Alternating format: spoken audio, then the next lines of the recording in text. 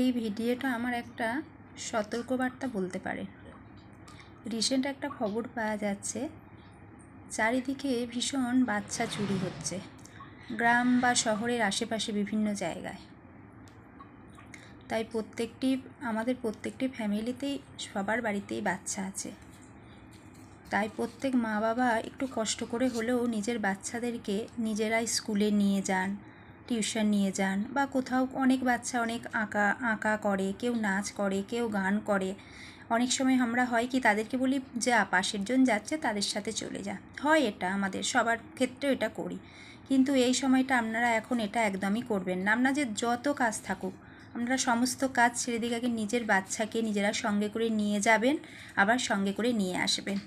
কাউকে এই সময় আপনারা বিশ্বাস করবেন না, সে যতই আপনার কাছের মানুষজন হোক না কেন, এক বাবা কিংবা মা, আপনারা দুজনেই এই কাজটা করবেন।